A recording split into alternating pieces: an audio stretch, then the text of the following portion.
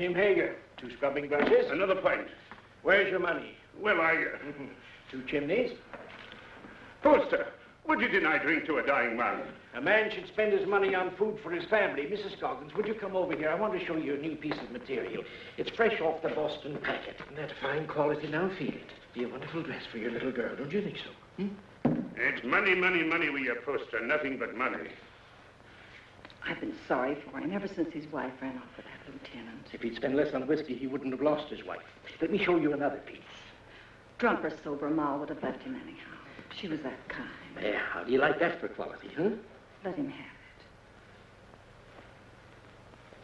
it. Very well, Tim Hager. You'll have your whiskey. But this is the last time... All right, Poster. No preaching.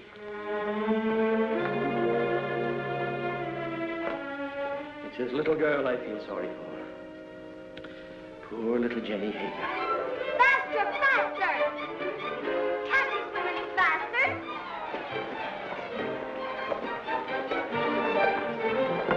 You're not even trying. Faster, faster, faster! Faster, faster! Come on, faster!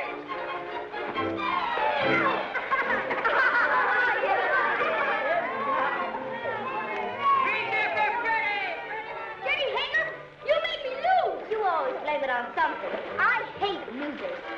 Come on, Ephraim. Get ready and I'll race you. But Jenny, I can't swim. You'll never learn till you get out in deep water. But I'm cold. You're scared of the water. Oh, why don't you go help your father in the store? Measure out coffee and count wormy apples. You're no good down here. Go on, Ephraim. You can't swim till you try. Go ahead, Ephraim. He'll drown. I'm scared. Let's pull him out. No. No. He's scared to death. Hey, he'll drown. Who cares? What's all that racket about? The Jess, run for it. Poor Ephraim. Poor Ephraim. Off it. Come on, look. Hey, what's going on here? Good gracious. It's Ephraim Poster. What's he doing in the river? He can't swim, can he? Oh, what happened, Jenny? Those awful boys pushed him in. Poor Ephraim, poor. Nearly poor murder, that's what it is. If it hadn't been for you, Jenny, he'd have drowned. You all right, Ephraim? The boys didn't do it.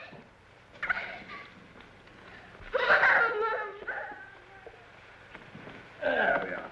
Ah, Tim, just in time. Huh? This little girl of yours is just... Tim Hager. stumbling drunk in the middle of the day. You ought to be looking after you, Jenny, not going from tavern to Jenny? tavern like... I've no wife to care for either of us now. It takes money to bring up a fine lass, Your Honor. You mean it takes money to keep yourself drunk? Papa, let Jenny come to boarding school with me. Would you like to come to boarding school with me, Jenny? Would you? Boarding school? Yes, I like that. I can't send you to boarding school, but you could come live at the house and earn your keep, I guess. Help in the kitchen and run errands for Mrs. Saladine. No. If I can't go to boarding school with Meg, I'll stay with my father. All right. He is your father, at least in the eyes of the law. Now, you look after that girl of yours, Tim Hager, and stop being a disgrace to Bangor. Thank you, Your Honor. Drive on. Now, young poster, we'll take you to your father's store. That tight-fisted, sour-blooded old skinflint. You might be better off with Mr. Saladine, Jenny. Not in Mrs. Saladine's kitchen. I've no money to bring you up properly. Never mind. Before long, we'll have everything. Houses and carriages, horses and kitchen maids. All those things, my lass, you're a wee bit young. Just as soon as I grow up, we'll have everything we want. Because I'm going to be beautiful. Empty. Beautiful.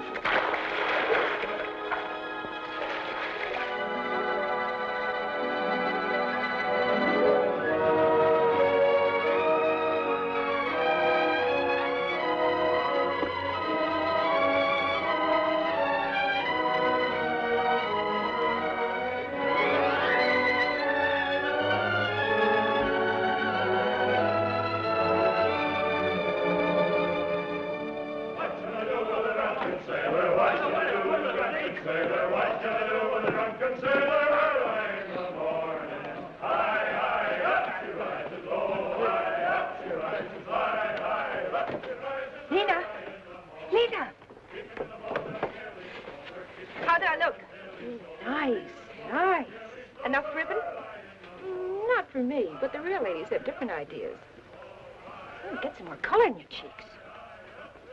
And bite your lips whenever no one's looking. Men love red lips. Let's go down and meet the packet. Why should I? The sailors will all come up here anyway. Oh, but the best ones get picked off down at the dock. Listen, honey, with your looks, you don't have to worry. Why, you can get the youngest and the best-looking man on the river. I don't want the youngest. I want the richest. Jenny, that's a recipe for trouble. Don't worry about me.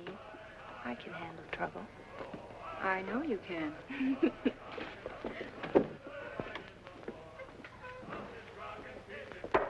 Whiskey. All right, Mr. Hager, but you needn't holler. Someone might hear you out in the street. Who, for instance? Jenny, for instance. Jen.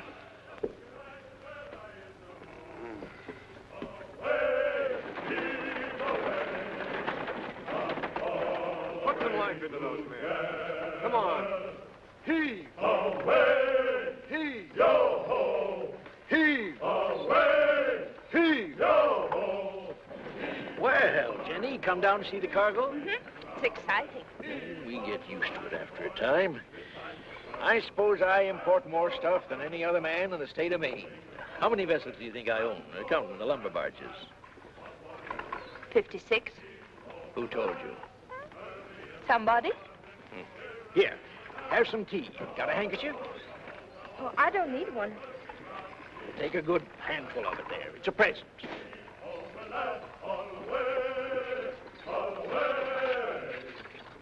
The work was hard and the voyage was long.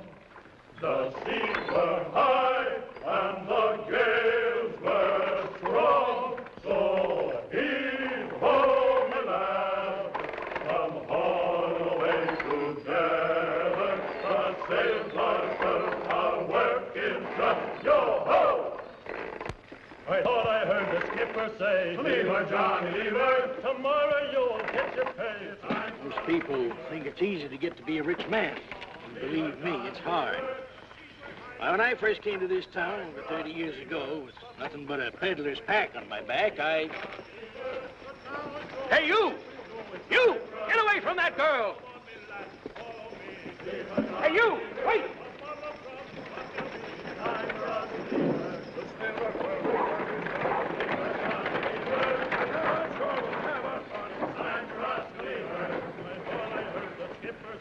Leave her, Johnny, leave her.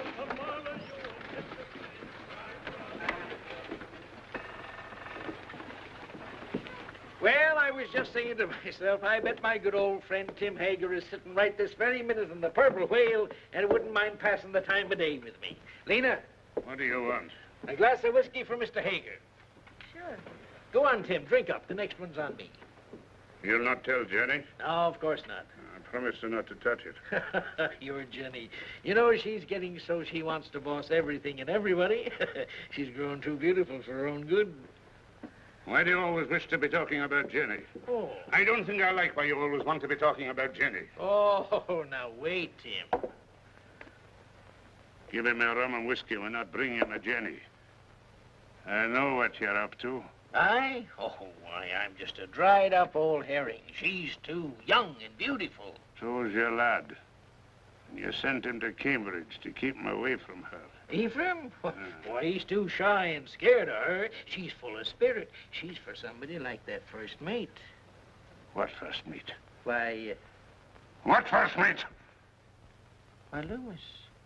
Why, first aboard the Gadfly. He's as handsome as the old Nick, that boy. When I saw him and your Jenny walking away just now, I said to myself, there's a youngster who knows his way about with the women. Where you going? Home.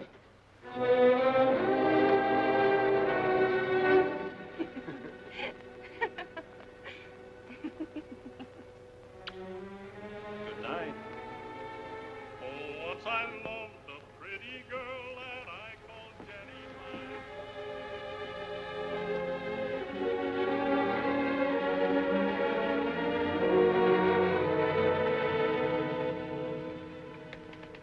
You're like your mother. A wanton. That's what you are. Just like your mother. You'd like to keep me here forever, wouldn't you? Well, you couldn't hold Mother and you won't hold me. But I will, Jenny. No. This isn't the life I was born for. Men like me. And it's the men who have the money in this world. When a proper man comes along. You take him walking in the dark and kill him, most likely. I know you don't want any man ever to look at me. But they do. You lead them on, Jenny. It's so easy for you to turn a man's head. Not with you at my elbow all the time. There have been dozens of proper men ready to take me out of this trap. But will you ever let me go?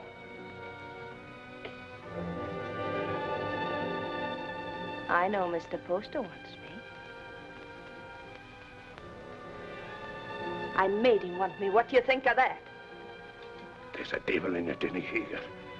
A devil straight from the bad place. And I'm going to whip him out of you. You're going to beat me. This is one beating you're not like.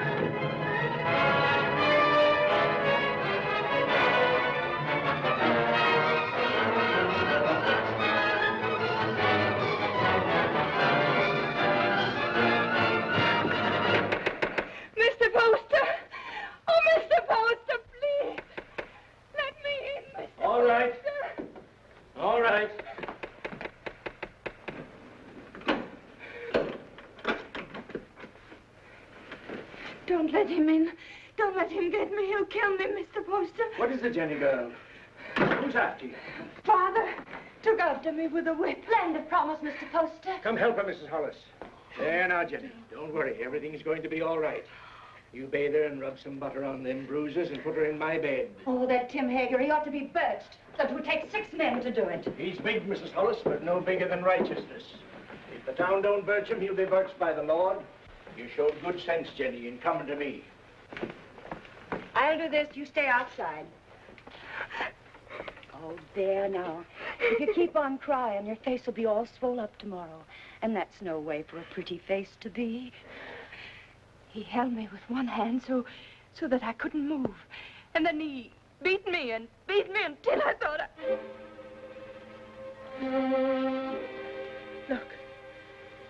Look at my back. Oh, I can't go back there. I can't. He's going to kill me. You're not going anywhere until you're healed and sound again. Now you get out of these things while I heat up some water. You'll be as good as new and just... Yes, Mr. Poster. Something you wanted?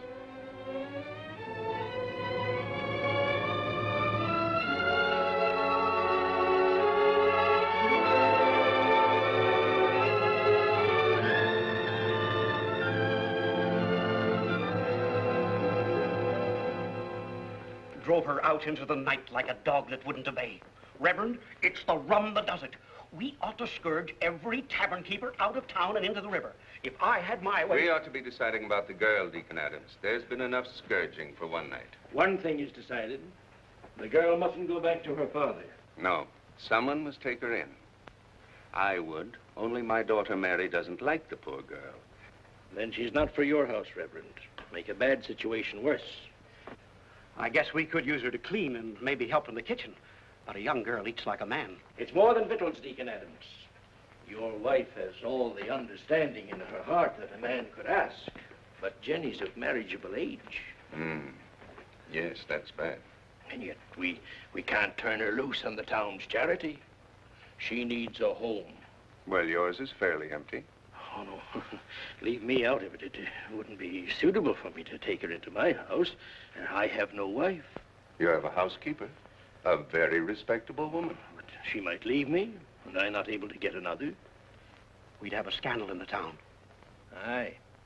No, marriage is the only answer. And the answer to that is a younger man. What about your son Ephraim? They used to be so much together. Oh, he's a schoolboy, frittering away his time at college.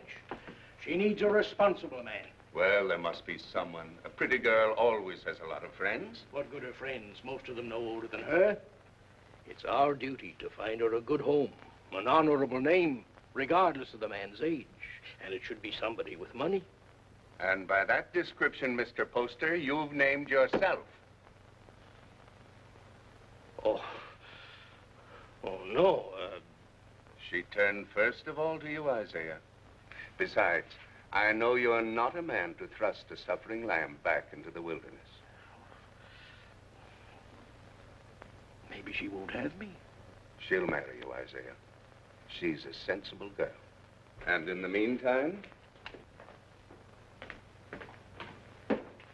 Mary! Mary. Bring me one of your dresses. Anything, only not too expensive. I'd be good to you, Jenny, if you married me. Like a father. A good father. And he ought to know how with a son your age. You can go back to sleep now, Mrs. Hollis. You've done all you can for tonight. I'll make up Mr. Ephraim's bed for you, Mr. Poster. It ain't as warm there, but you'll be comfortable. Your father couldn't come after you, Jenny, if you married Mr. Poster. You'd be free. An intelligent girl thinks of the future when she chooses a husband. I could marry you to each other right now, Jenny. And you'd be a rich woman. It's for you to decide.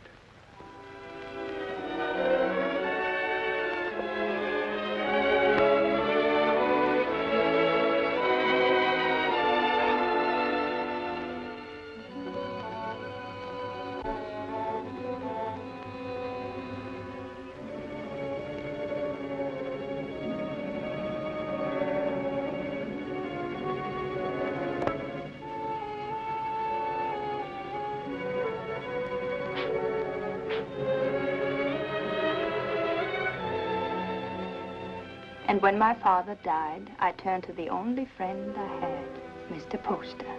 He was very kind, taking me into his home and giving you a nice young mother. Think of all that means, Ephraim. You must learn to say yes, ma'am, like a proper son, because I shall demand obedience and love. And if you refuse, my dear son, I shall punish you by not kissing you goodnight. Now, Ephraim, do come home and see what a fine parent I can be. I do think families should be close, don't you? Jenny. Why, Meg Saladine, come in. Oh, if you're busy, Jenny, I can... No, don't go away. I was just ordering something from Boston. Something to brighten up the house. How nice. Mr. Poster's a very lucky man. This has been a very lonely house for him. Oh, I'm going to make a lot of changes. Meg. Yes? Will you help me? Of course, Jenny, of course.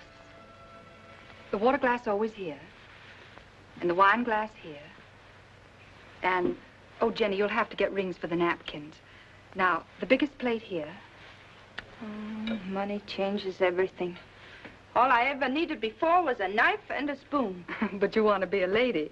Give dinner parties and entertain your husband's friends. I'm sure Cleopatra never bothered about napkin rings. She didn't live in Bangor. Oh, that wouldn't have stopped her. It wasn't by knowing how to set a table that Cleopatra got along. Oh, Jenny. Every time I say something true about men and women, you say Jenny. Why does a proper lady have to be embarrassed about plain talk? It isn't honest, and it makes old maids.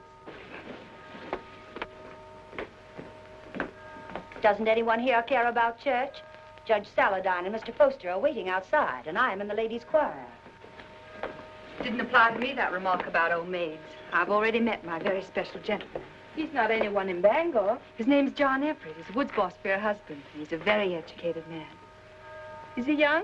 A little older than I am. Good looking? He's beautiful.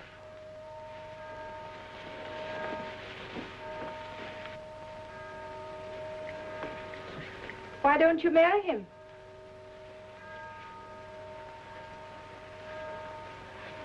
He won't. He has no money. Oh, that's nonsense. Does he love you? Yes. And you love him? Then make him marry you. Oh, Jenny, I wish I knew how. He's not like the others. He thinks things out. I'd know how.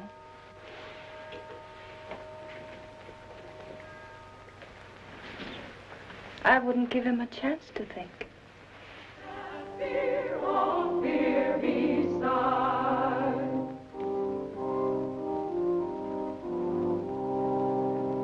Not what we wish, but what we want. Oh, let thy grace supply the good of Jenny Hager.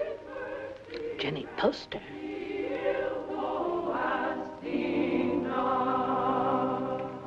Before me sit the wealthiest families in Bangor.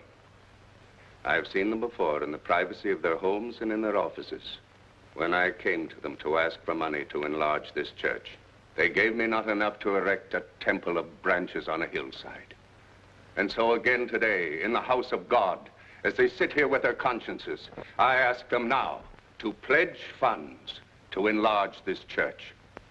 I cannot ask of the poor, but I can ask the wealthy, and the poor shall know the names of those who do not give. Mr. Poster.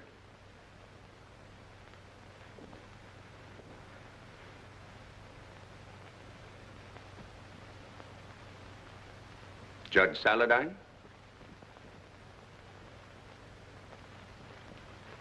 Mr. Burroughs. Mr. Bailey. Mr. Clayton. This is intolerable. If you have no feeling for your fellow men, at least take some interest in the welfare of your own children. Grog shops and low houses cover every inch of our waterfront. Our wealth is poured into Devil's Half-Acre, and our young men, your sons, have nowhere else to go. Give me a bigger church, and I'll keep them here. Will no one pledge to the church more than just enough to save his face? Mr. and Mrs. Isaiah Poster will contribute $1,000.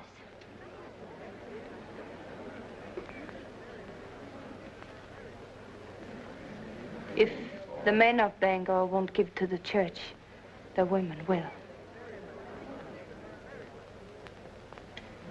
Mr. and Mrs. Partridge pledge $500.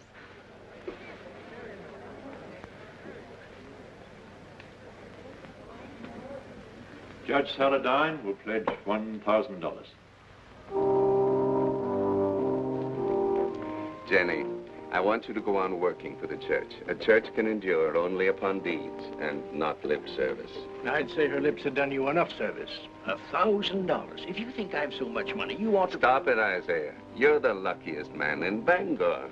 Oh, Mrs. Poster, I'm so glad to see the younger members taking an interest in the church, and I must apologize for not calling on you directly after you were married. That was a wonderful contribution, Jenny. He's a wonderful husband to let me make it. Good morning. Good day, Reverend. Good day, Reverend. Good morning. Good morning. Good morning. It ain't the money I mind, but I'd like to know what you're doing with it before you do it. I gave the money because I hate grog shops and what they do to people.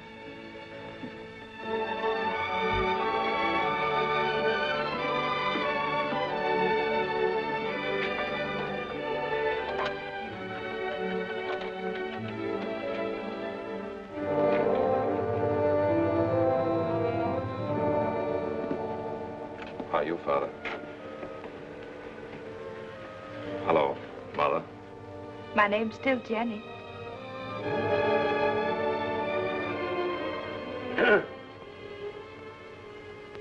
You came home, did you? I thought you'd be on your way to England by now. Oh, England is full of architects. I knew you'd come home. Isaiah told me he sent you money to travel for a while, but I didn't think you would. I came close to it. I didn't know whether to mind your letter or mind his and go away. It's easy to see which one you thought more of. Now, why do we stand here? Let's go in around.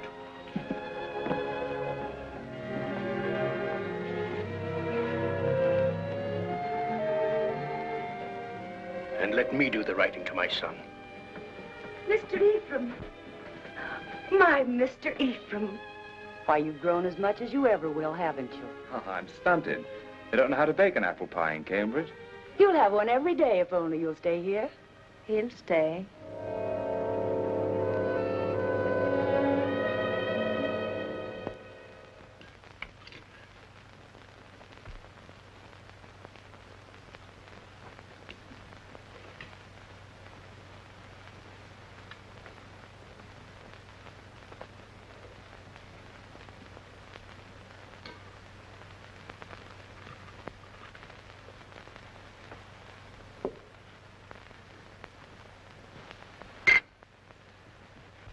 You'll find little to keep you in Bangor, Ephraim. After your fine ways in Cambridge, you'll be hard to please in this town. I thought I'd come home and go to work, sir. Work? Yes. What's your time worth to anybody? What did you ever do but waste it? It wasn't wasted. He's an architect. And a good one, too. How do you know? The same way you know he ain't.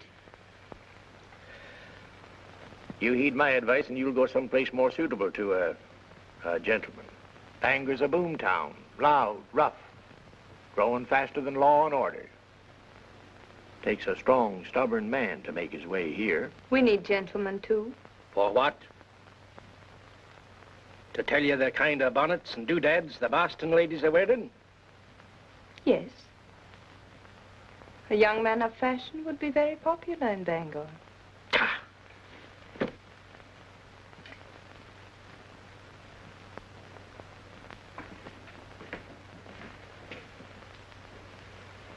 I'll join you later.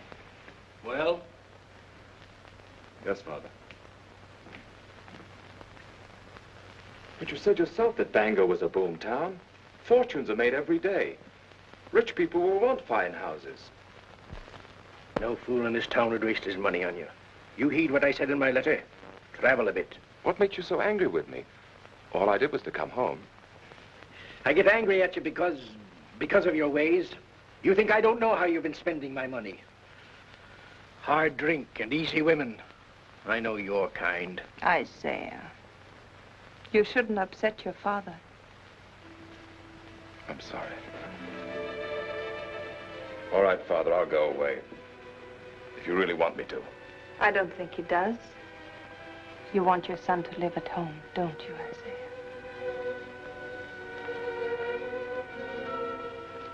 I've got a headache from all this talk. I'll lock up. It's time we all got some sleep.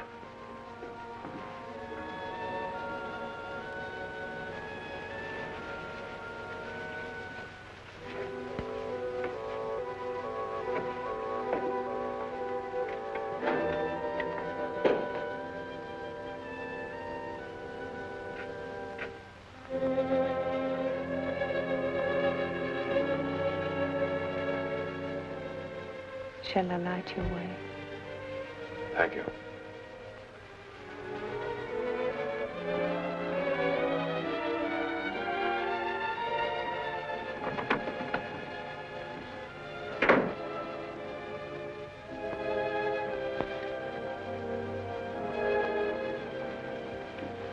It's been a long time, Ephraim, hasn't it? A long time, a lot of changes. Did you really like that kind of woman? That kind he spoke about? I'd rather not talk about it, Jenny. I used to see them near our house before I came here. I used to watch them and wonder about them. I can see how women would be attracted to you. All kinds of women.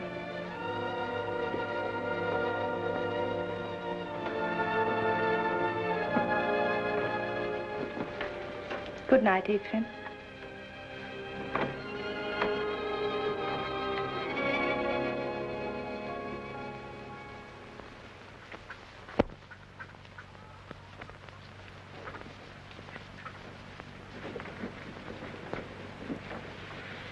Got everything? Yes, all the groceries. But no spectacles. They're hard to find.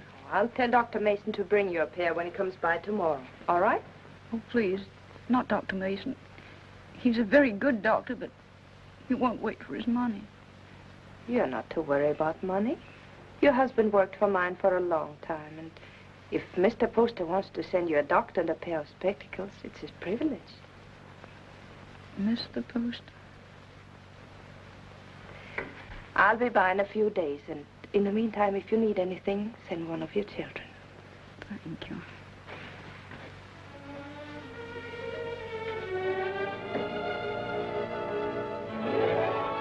That's the way to hold your place in the town, Ephraim. And the people love you for it, Jenny. And I do want my husband and my son to be proud of me. Well, I wanted to see how you spend your days. Thanks for showing me. You've grown, Jenny. My father's wife's a great lady. I think behind Mrs. Isaiah Poster, you'll still find Jenny Hager. You remember Jenny Hager? Oh, that little ruffian? Well, she pushed me in the river right here. That isn't true. The others pushed you in. I pulled you out. Oh, that's right, you did. Of course I did. Didn't we always stick together? Ephraim and Jenny, side by side against the world. Oh, we had good times here, didn't we? Better than we knew. Shall I tell you something? I always think of this as our place, yours and mine. This is where we first thought we were in love. Yes. Silly, wasn't it? This is why you came to tell me your father was going to send you off to college. Yeah. And I said it was because of me. And I said he'd never separate us by sending me away. Oh, Jenny, the things I said. Of course, if you'd been home the night I came to your house, I would have been married to you now. Let's go out.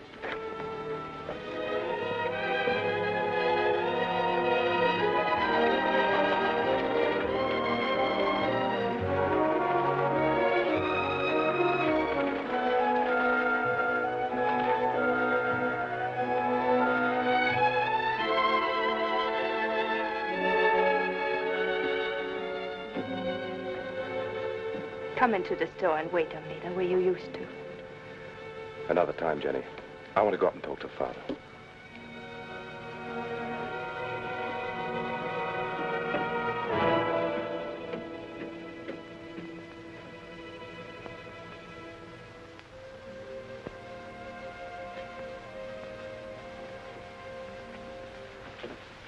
Hello, Father. Be with you.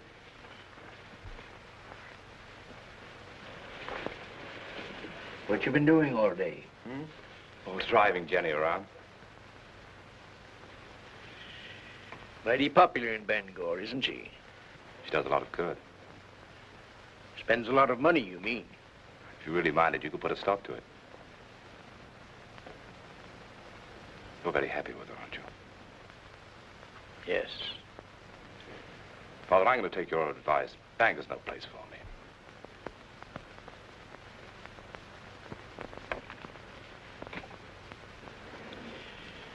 When will you be leaving?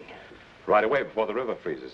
I thought I'd spend the winter in Boston and then go off to Europe in the spring. I think your father needs you here, Ephraim. Why, Jenny, you feet like a bird. I didn't hear a sound. You want him to stay, don't you, Isaiah? Why don't you tell him you want him to stay? Can't you be honest with your own son?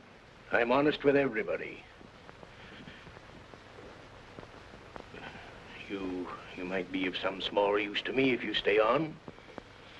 But if you don't like it here, get out. Only don't come meeching back again. If you go, I'm through with you.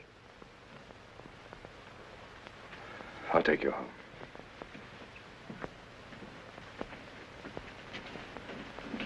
Don't work too hard, Isaiah.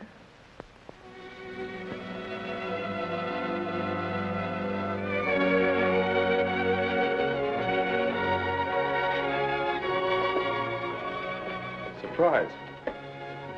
When Bangor's Lady of Mercy goes out to deliver her packages, her sleigh should fit the season. That's a confession you've been thinking of me. Of course I think of you. Yet you've been avoiding me. Careful. Paint. Put it down.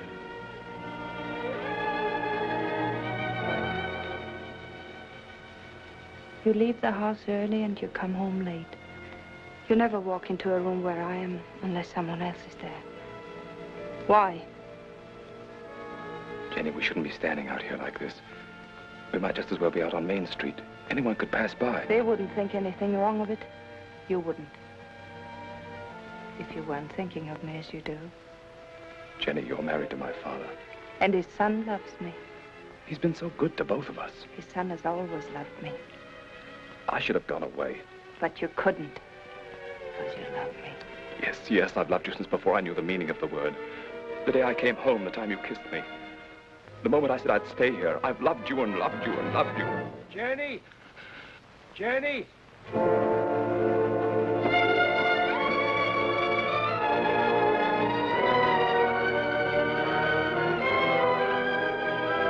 Jenny!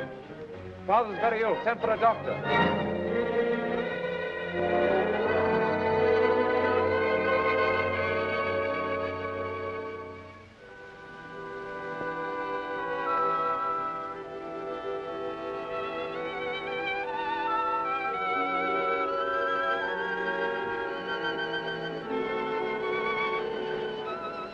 Jenny. Yes, Isaiah, I'm here.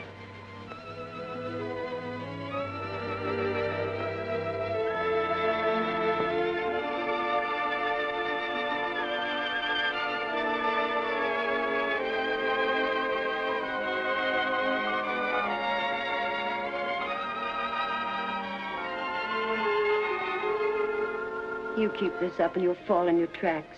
Go to bed, child. Get some rest. No, I'm strong. Stronger than you think. I'll be all right.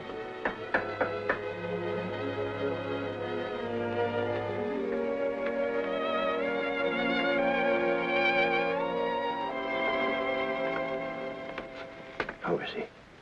Just the same, sir. Is there any possibility of speaking with him, Jenny? There's trouble in town. Dr. Mason says warm weather might bring him around. But that's a long way off. We're at our wits' end. There are too many people in town, too much idleness. Did you hear the shooting last night?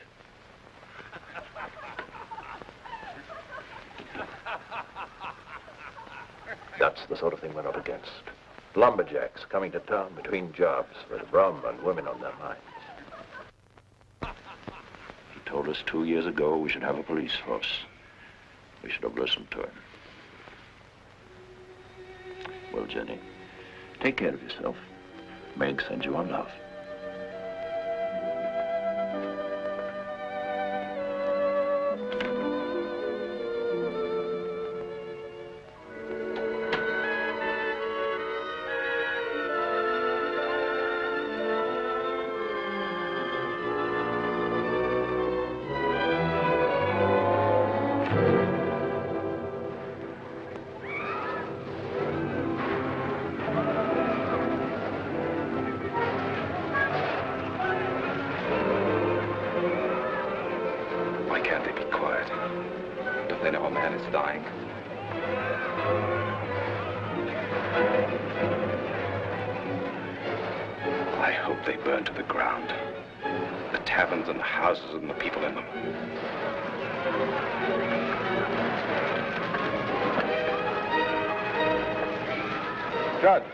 Judge Saladine.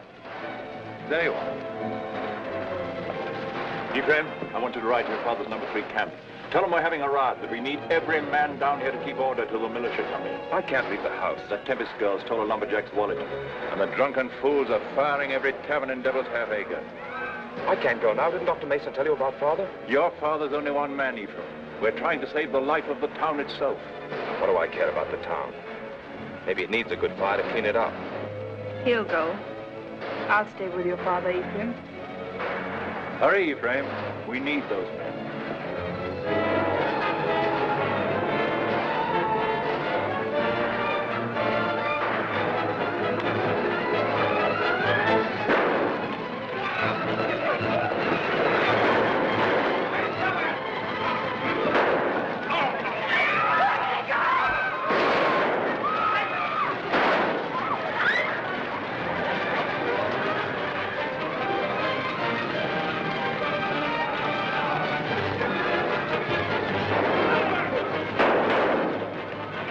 Help!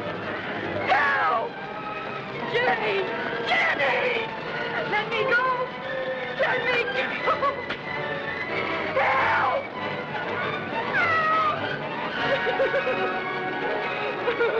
Smoked you out, didn't he? Where's my money? I didn't take it. I didn't take it. Where's my money? Let's give her a band. That'll lose the tongue. Let her go. Keep out of this, ma'am. People are getting hurt. I didn't steal his money. He was drunk in the back room.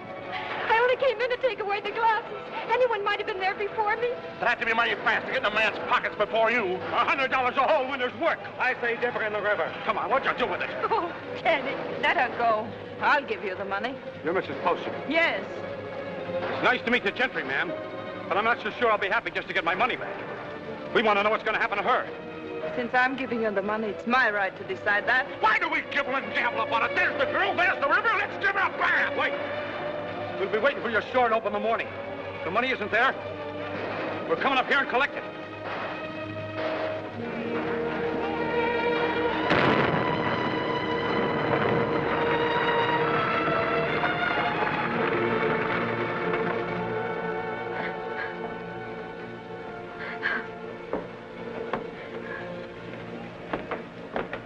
They're crazy with drink, Jenny.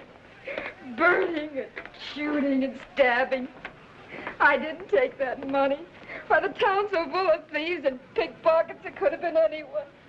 They were going to tar and feather me. I hid upstairs under the rafters. They burned the place to the ground.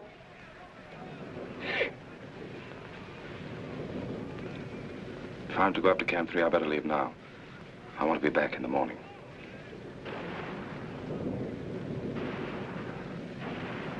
Oh, Jenny, what am I going to do now? I've no place to live, no place to go. It isn't right, Jenny, to be smoked out in the streets like an animal. I don't want you to worry about it, Lena. I want you to rest. Lena, do you remember the house I used to live in?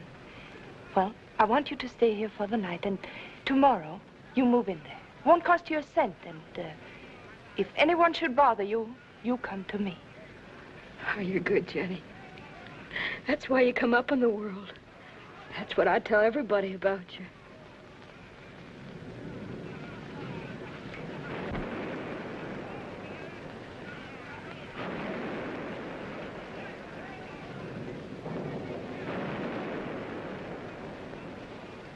Jenny, you're wonderful.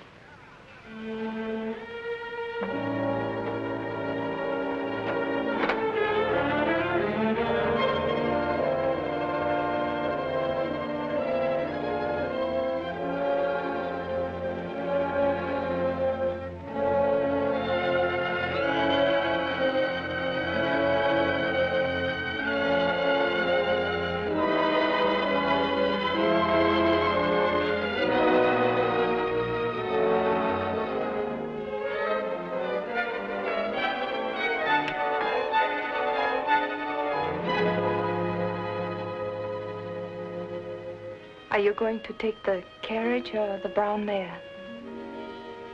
I thought the mare would be better. You'll be careful, won't you? I don't want anything to happen to you.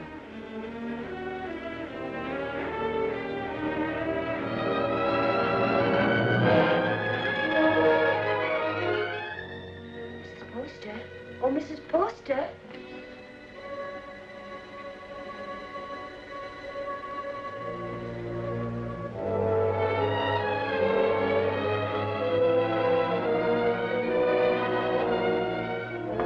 Yes. The fever's broke. He's breathing better. He's going to get well.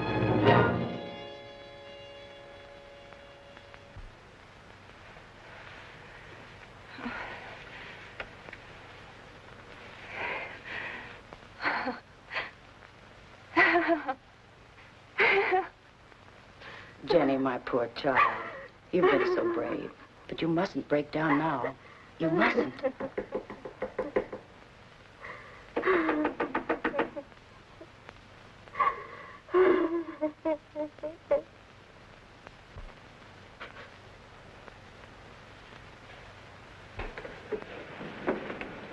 Has Mrs. Poster gone to bed?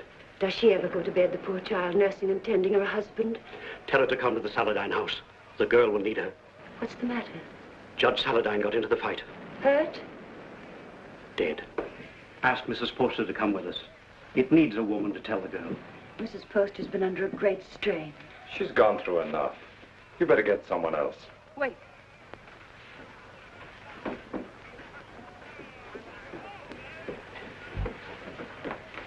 Pack my things and send them to the Saladine house. I'll be spending the night with Meg.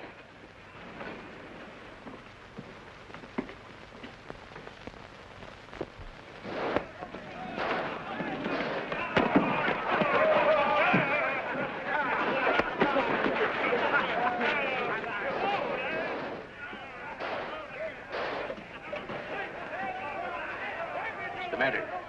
You squeamish?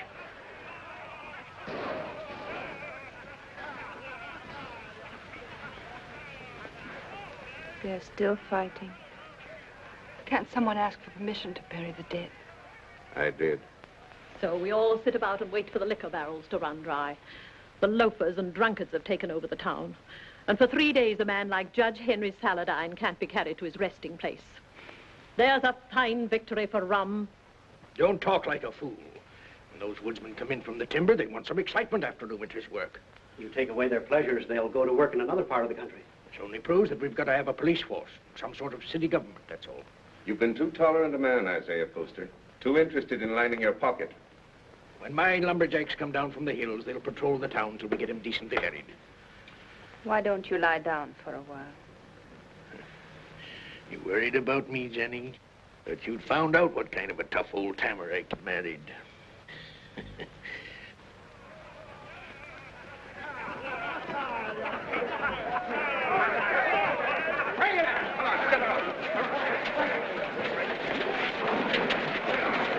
Well, we can start the funeral. What I said still goes. Get a little law and order in the town, and the grog shops can stay. It's good for business. Where are you going? Those are my boys.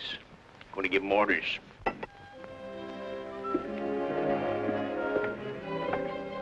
Look.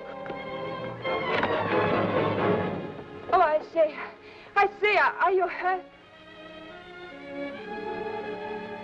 You all right, Mr. Poster? Yes. Now, John, I want you to take some of your men ahead of the funeral procession, put some alongside and some at the rear. Keep it all as quiet as you can. The funeral should seem peaceful. Jenny, this is John Everett, my wife. You're Mrs. Poster? She sure is. How do you do? John. I thought I heard your voice. Meg, Darling, I'm glad you're here. it's terrible about your father. I hated your being alone when it happened. I pretended to myself that you were with me. It gave me strength.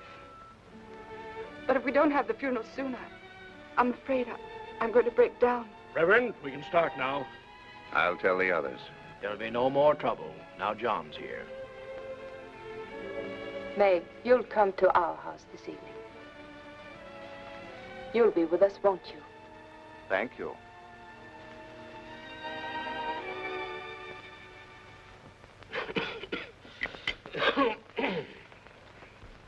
No, those aren't my after-dinner pills. These are from my spleen. Let me look again. I'll find them in a minute. And bring a glass of tepid water. Yes, Mr. Poster. Shall we go into the parlor?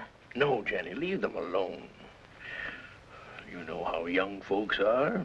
John has to go back to the camp in the morning. Go back? Yes, of course.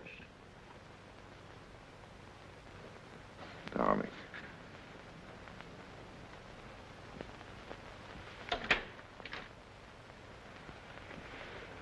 Our lovebirds have closed the door.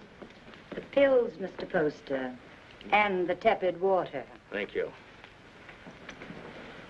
Huh?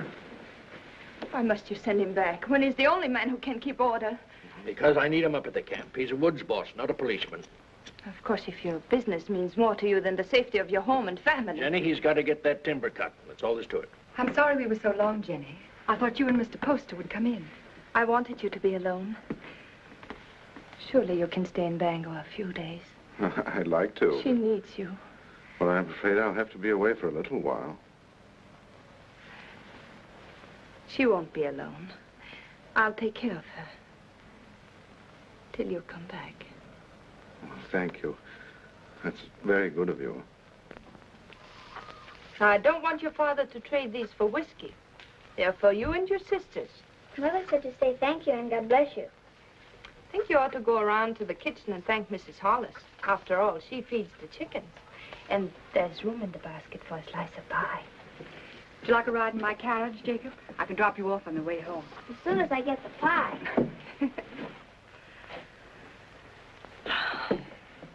Isn't it a beautiful morning? Jenny, I've been wanting to speak to you. You have? What about? Well, not here. Let's walk down to the river. Oh, but not now, Ephraim. I've so many things to do. Jenny, why isn't it possible for me to have a minute alone with you? We're alone now. It's not my idea of privacy. Mrs. Hollis in the kitchen, Father home every day, Meg following you about. I'm sorry. That's a very short answer, Jenny. What is it? Have you seen somebody else?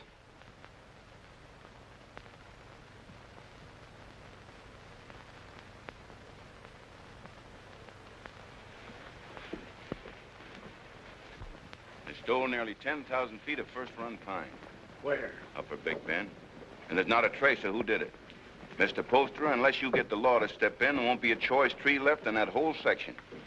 Law. I own that land, and I'll make my own laws. I've got to make a trip up to the hill countries. Timber pirates. I want you to come with me. Me? It's time you saw what pine on the stump looks like. It's my business, and you ought to learn it. Come along, I'll get you something to eat. Thank you, sir.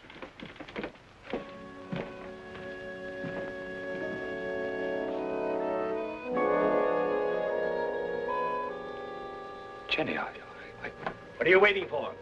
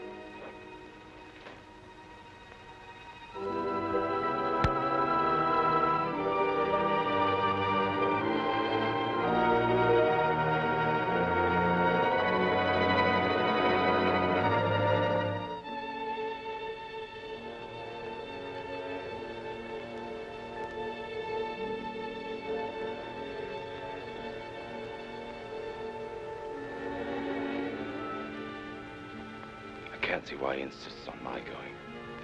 I'll be dead useless weight, and afraid of the water besides. Boats would be bad enough. These will be canoes, flimsy Indian canoes made of birch bark.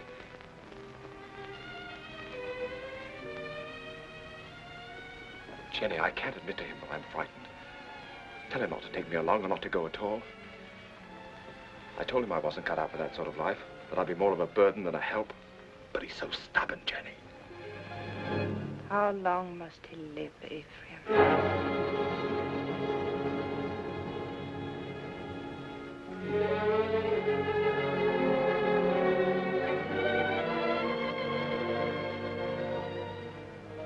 How long must he live between us? Jenny, don't talk like that. I want you to do something for us. You're afraid. I could promise you so many things, and yet you're afraid. He's my father. As long as he's alive. Why does everything frighten you? You're going to make me very angry. And if I get angry and go on wanting you the way I do, I might tell him what happened between us. Nothing has happened between us. No. But which of us will he believe? Jenny, you couldn't. You know what that would do. He lived a full and useful life. It would be a pity to see him die. But a greater pity to see his life ruined. With a lie. We've been living a lie, Ephraim, and I want to be done with it. I want you to return alone.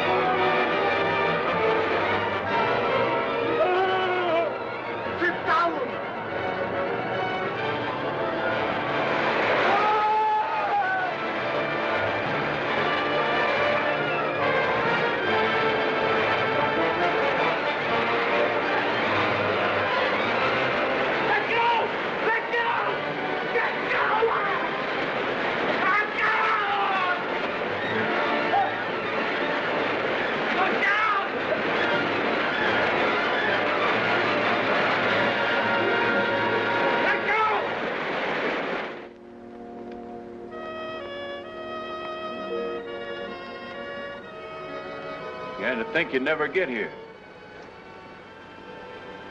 Where's the old man? Where's your father? What happened? What happened? He make old man die. Now, we go through swift water. He afraid. He stand up in canoe. And the canoe turned over. Mr. Poster was too weak to swim. They fought to see which one would get that bailing bucket. I guess you can see who won. He's dead? I guess he is, ma'am. Where's his body? Must have settled in the quiet water further down. I'm sorry, but we hunted all we could. I'm sure you did. That's the whole of it. Except what Mr. Poster here can tell you. If they hear of anything, they'll let you know. Thank you. Jenny, believe me, it wasn't my fault. I was afraid. You know how afraid I am of the water. You can't come into this house, you wretched coward. You killed your father.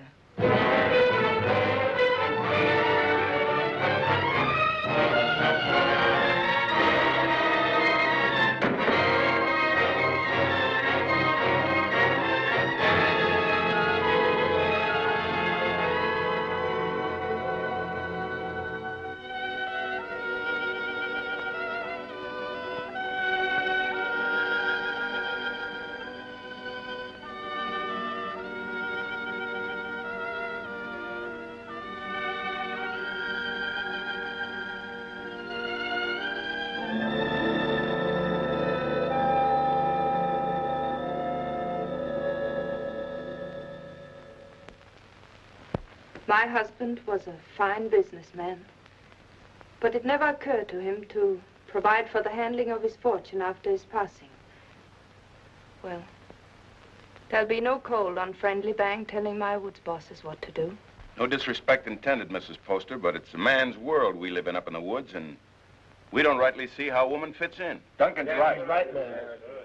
You'll go right on living in your world without interference. I'll own the properties, but you'll take your orders from your superintendent, John Everett. That's fine. That's fine. That's a great honor, Mrs. Poster, but My husband would have selected you, so I'll do it in his place. Thank you for helping me, gentlemen. This will be the first time I ever worked for a woman. Down in there.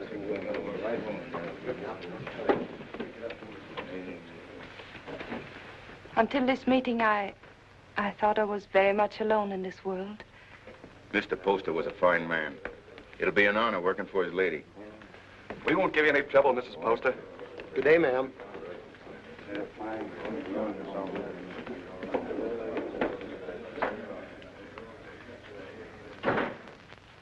this is a wonderful thing you've done for me, Mrs. Poster. Have you any objections to working for a woman? Well, that depends on the woman. It'll be like managing a kingdom. Mr. Poster used to think of whole townships as other men think of acres. It really is a kingdom he built up. It's too bad. Too bad there's no heir to take the throne. Yes. Poor Ephraim. I never gave him a chance to explain. I accused him without proof. What more could you need? They saw him do it. I didn't. And I know he loved his father. You've got to stop brooding over it, Mrs. Poster. You'll only harm yourself, and it won't help Ephraim. I saw him on the street last week. He was drunk. And Deacon Adams was shouting, "You've chosen your damnation, and eternally damned you'll be." There wasn't anything you could do to save him. You're very tired, Mrs. Poster. I won't be after today. I've placed my troubles on your shoulders. Please carry them well for me.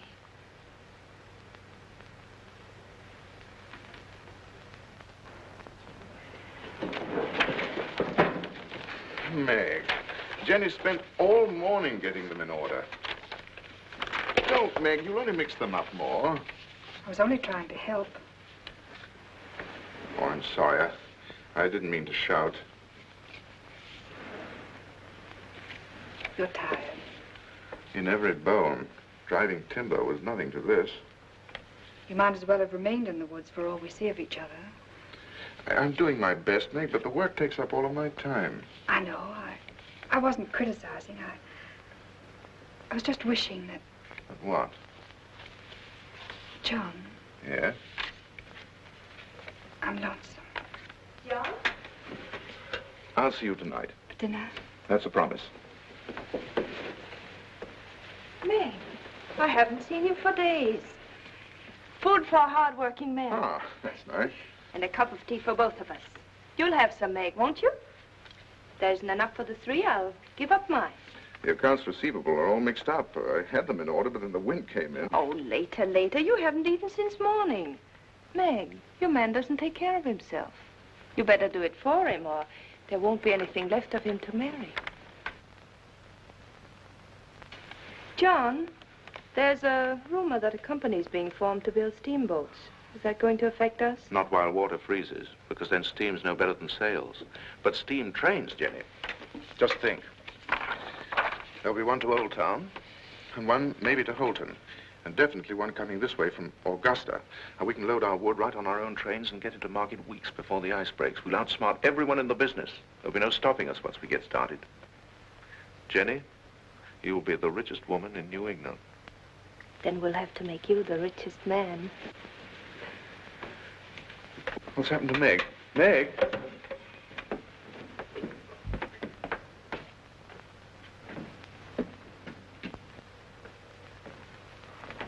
I ought to be kicked all the way up and down Main Street for the way I treat her. She's more understanding than you think.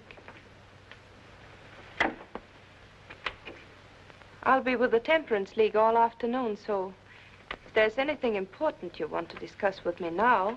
Nothing that can't wait. It's Mrs. Hollis in the store. Tearing it apart? No, she wants me to drive her home. Working again tonight? I'm having dinner with Meg. Good. Take better care of her, John. You do neglect her. Goodbye.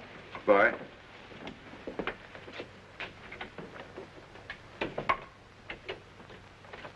Camp 3. Thank you. She's a wonderful woman. Someday I'm going to pull a bottle out of his hand and bash his head in. Who are you talking about? Young Poster. You should hear the things he says about her. Has he been talking about her? Why, that drunken little... I've seen her nearly sick with worry over what he's doing to himself. Find out where he stays. I want to see him. Poster, are you in there?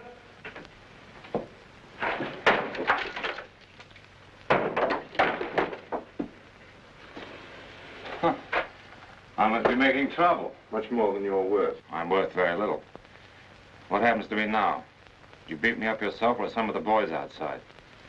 Come in. Drinks for everybody. No one out there. We're alone. That's much better. No witnesses.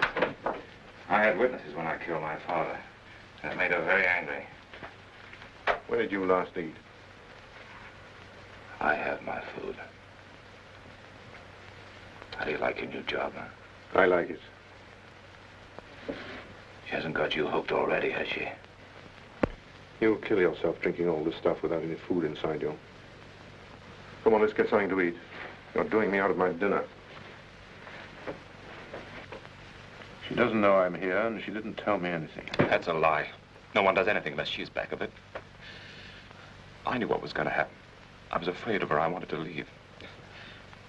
She didn't have to worry about that. I wasn't man enough to run away.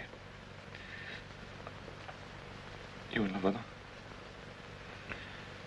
I happen to be engaged to someone else. What difference does that make? Jenny was married to my father. She told me one night she'd marry me if he died. You don't believe a word I say, do you?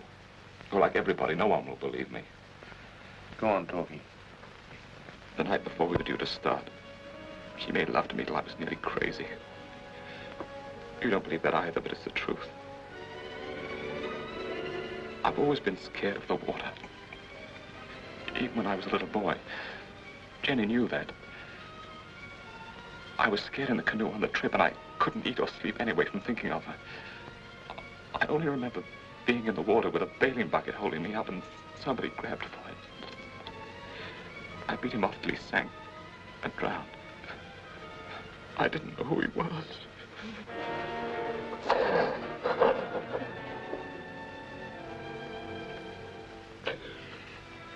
She's so rotten. You've got to believe me. She's not even a human being.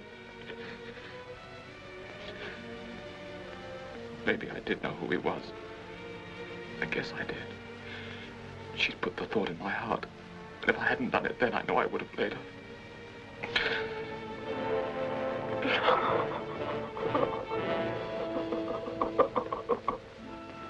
I don't know what you're talking about.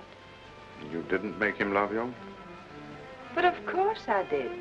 He was my husband's son. I wanted him to love me. That isn't what he meant. Was he sober when he told you that? Jenny, don't you think I know when a man is lying?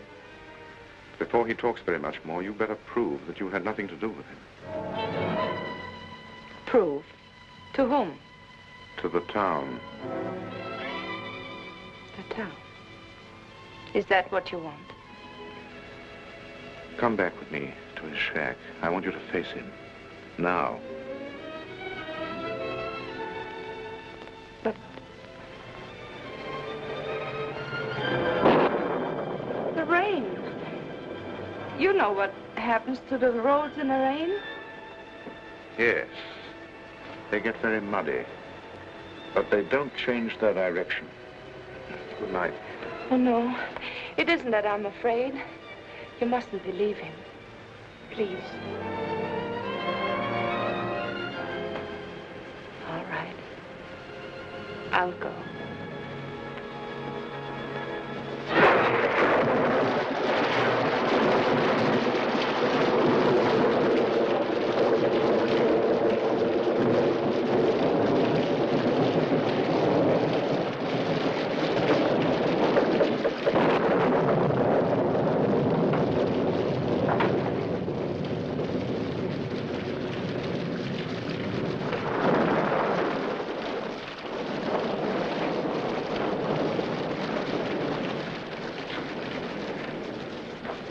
can't have gone far in this rain. We'll wait for him. I'll put the horses in the shed if you'll light the way.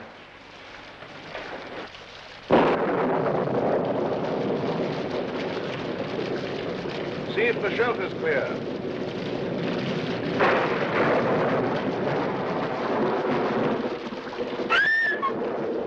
What's the matter, Jenny?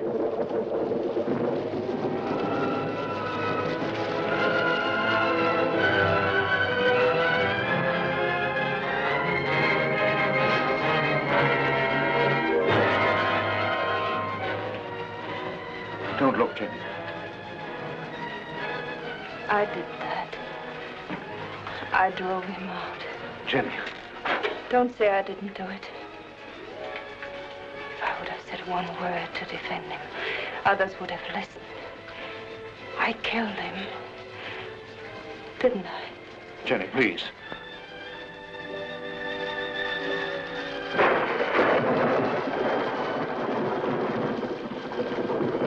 Go inside and sit down. You're shaking.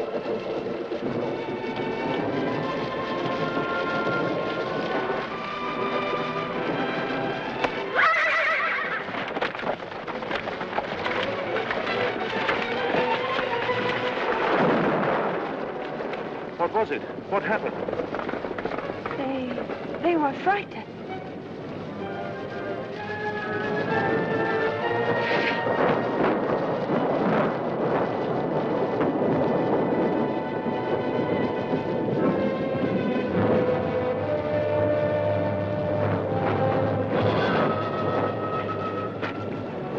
We're 10 miles from town, and we'll have to walk.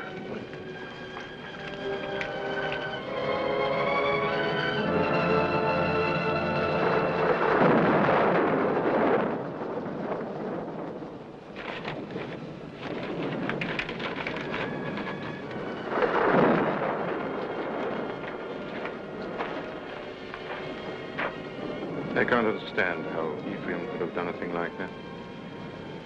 It isn't atonement, it's running away. And you can't run away from the hereafter. It's not Ephraim who's upsetting you.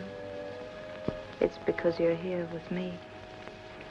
Well, aren't you worried about your reputation? It's a small thing to worry about after that. You better try to sleep.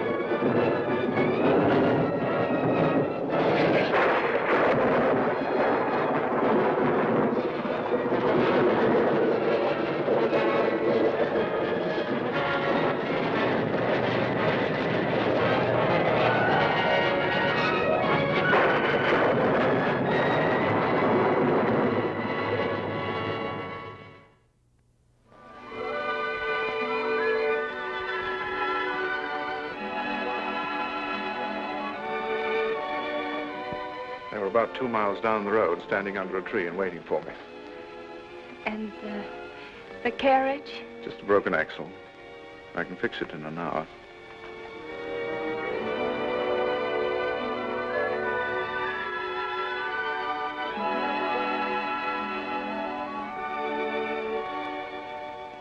Jenny, what about Meg?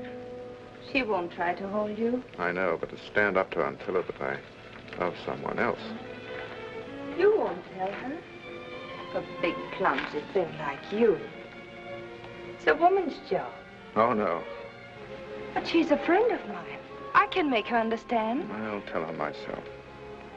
But, John...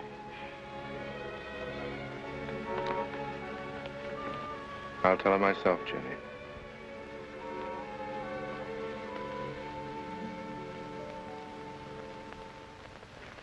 It must have been the storm. That's the only way I can explain it. The storm and the excitement and the lightning struck us. What more can I say? It's nice that we're such friends. Makes it easy to talk this over. There's nothing to talk about. I love him. But if you still want him, he's yours. You know that. You know I'd give him back to you if you asked me to. I suppose I'm a fool. Why? I should have realized that when he said he loved me, he must have said the same thing to you just the day before. Oh, he didn't. He never said those words to me. I thought it was because he was shy.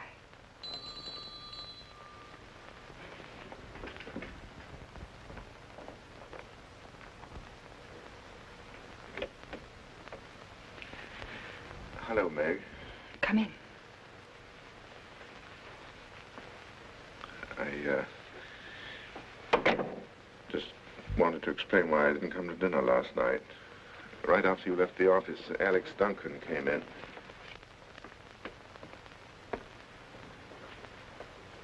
Jenny, I told you I wanted to explain this to her myself. I didn't think you should. I'll be waiting for you outside.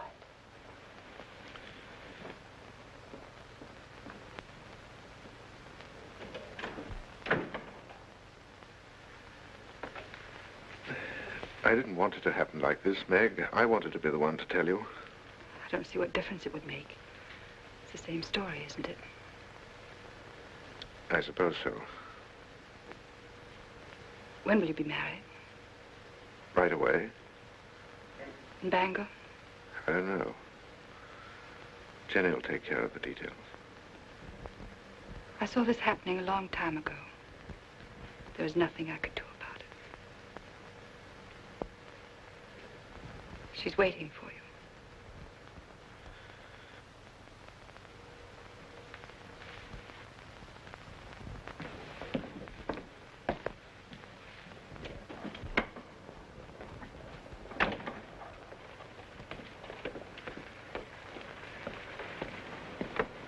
Jenny, how could you do a thing like that? I thought if you came here alone, you wouldn't come back to me.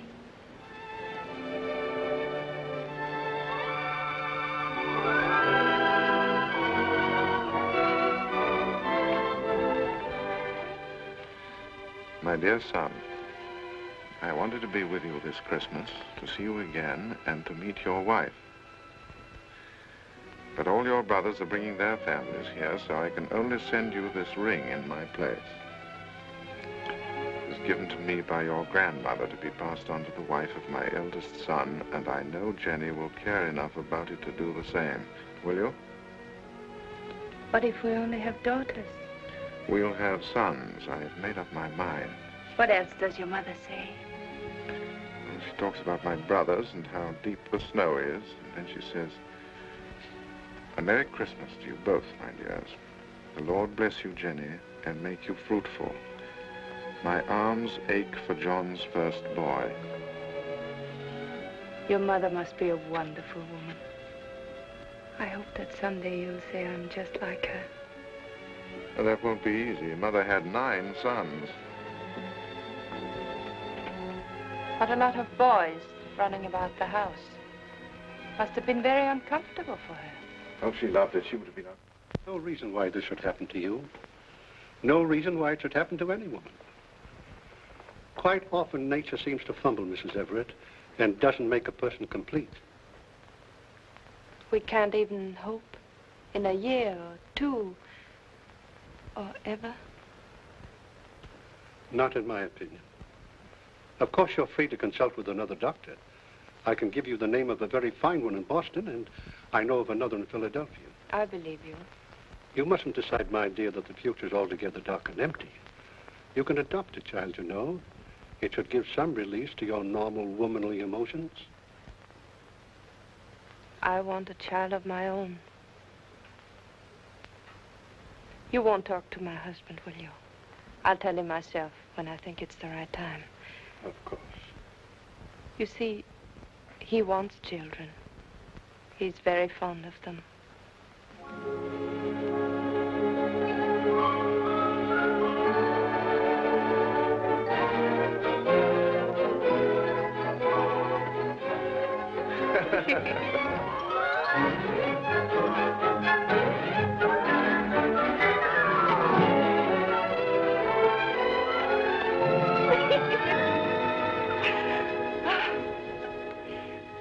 I never knew what love was before you.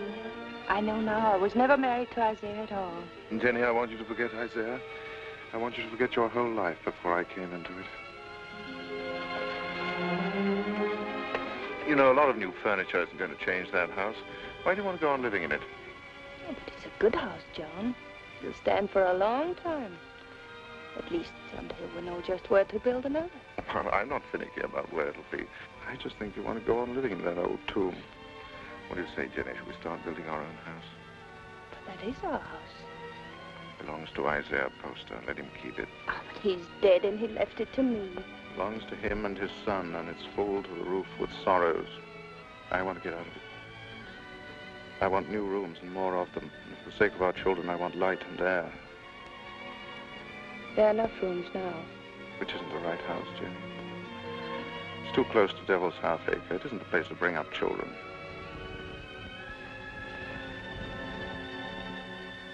There won't be any children. Nonsense. Is it? Ask Dr. Bailey. He'll tell you.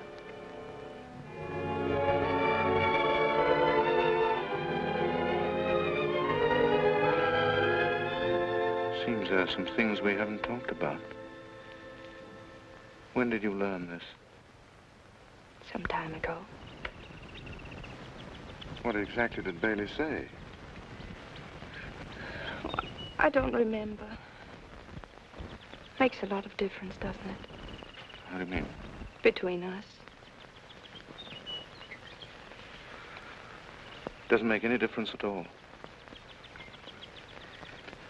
There are many things a husband and wife can live for. That's very sensible, but I wonder what you'll think in a few years from now. I'll think that you're more beautiful than ever, and that I love you very much.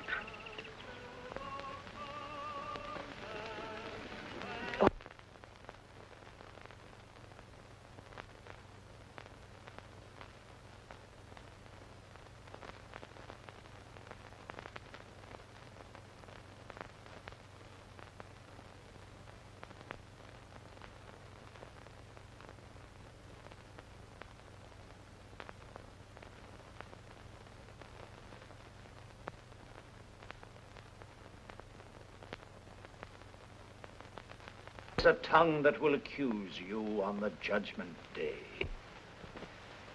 There is a hand that is terrible in its strength. What is so beautiful as a pure woman? What is so vile as an evil one? The good women of Bangor, such loud amens and nodding of heads. Because I spend my fury upon her, and not on you. I'll cut her up. How sweet are the ladies of Sodom and Gomorrah. Secrets are among you. Who is named Vanity? And who is Lust? What woman has put away a husband? Which of you has taken a man from her sister? But this is your sister. Come forward and sit with her and be counted. You cannot hide behind your beauty. Your beauty has made you evil, and evil destroys itself. Your soul will become naked. The truth will be revealed. Confess now, while there is yet time. You can never escape. There will be no sons to mourn for you, no daughters to weep for you. Evil does not propagate itself. It withers in its own fire and is consumed. The lips of a strange woman drip honey, and her mouth is smoother than oil. But her end is bitter as wormwood, sharp as a two-edged sword.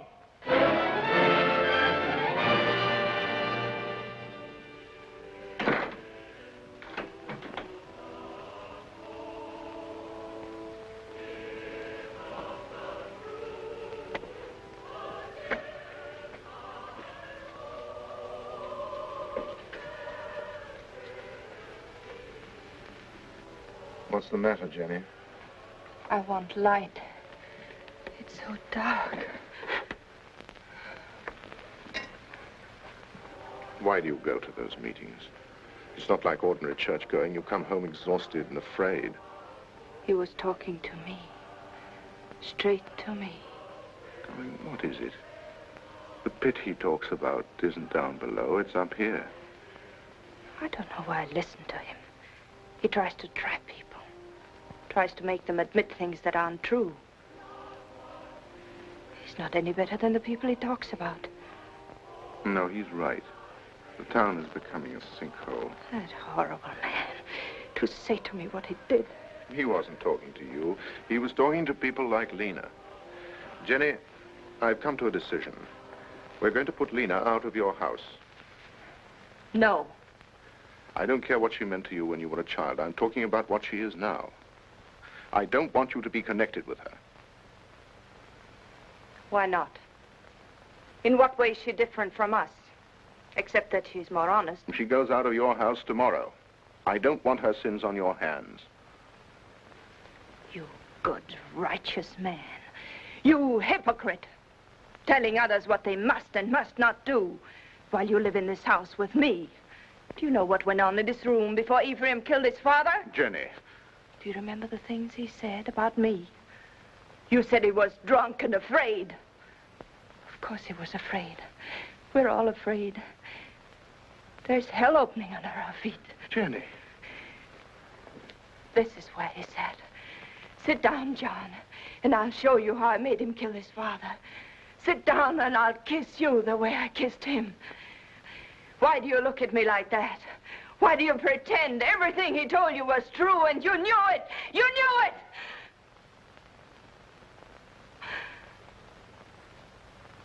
Oh, I don't know what I'm saying. Oh, I'm sorry. I'm sorry. Go to bed, Jenny. Please, go to bed.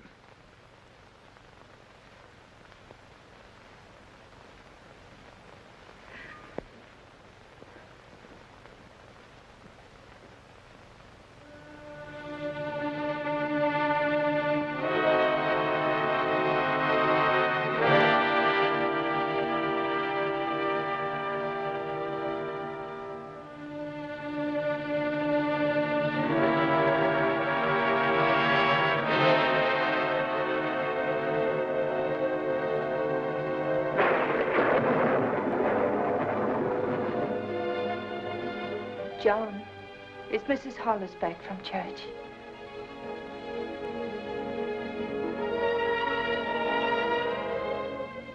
John, it's time for bed.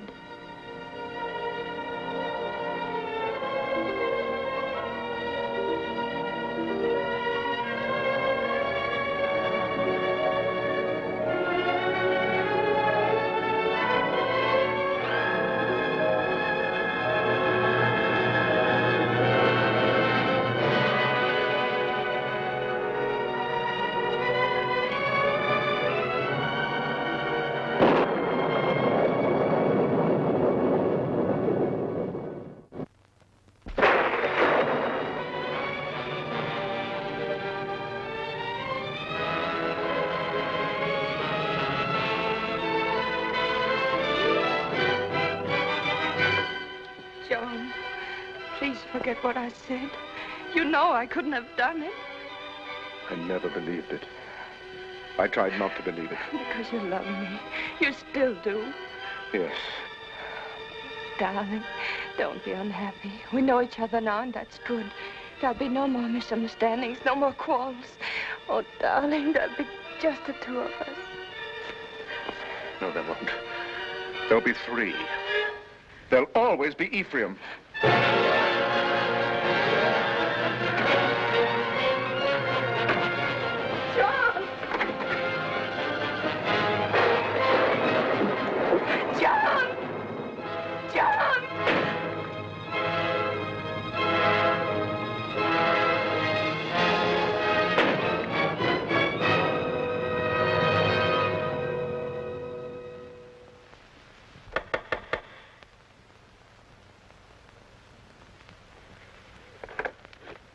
Oh, come in. Mary, I'm looking for Mr. Everett.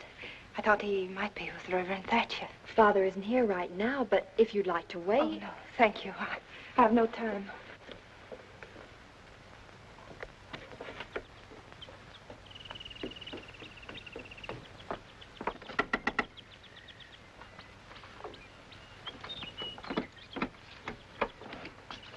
Good morning.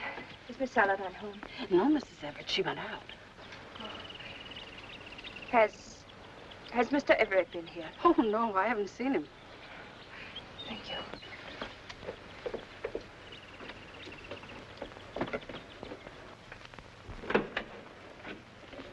Oh, I thought it was Mr. Everett.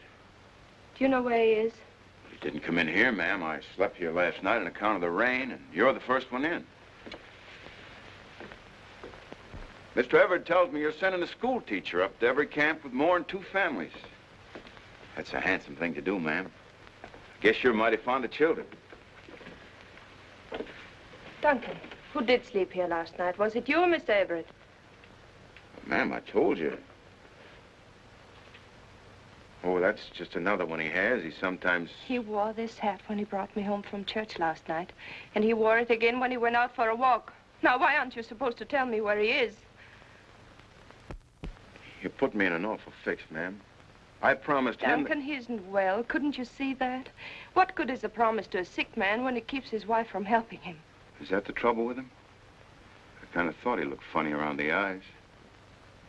Where is he? Well, I'm not telling you, mind you, but that'd be the wrong kind of hat to wear up in the pine country. Where in the pine country? Fire watcher's cabin. Indian Hill. When will he be back? I don't know. 2, 3 days, I guess. He said he wanted to go up there and think a while. Oh, I got a loose mouth. That's my trouble. Makes 2 people I told where he is. Who's the other? Miss Saladin. Miss Saladin. Came in here about an hour ago and dug it out of me just like you did. Said she saw him last night alone. Acted like something was wrong. Next time he trusts me with anything, it'll... It was very good of you to come up here, Meg. But there's really nothing you can do to help me. No one can help me but myself. My whole life with Jenny has been the act of running away. I ran away from the woods where I belong. And again, I ran away from the truth when Ephraim tried to tell it to me. I forced myself not to believe him. I understand. If you had, you never would have married Jenny. No. But this time, I'm not running away. Right or wrong, my place is with Jenny. I love her, and I'm going back to her. John, I'm glad. Because I believe that her love for you has made her as good as everyone always thought she was. Shall we go now?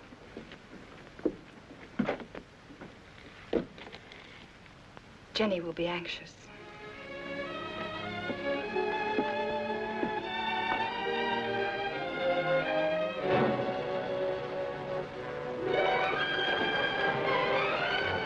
It's Jenny.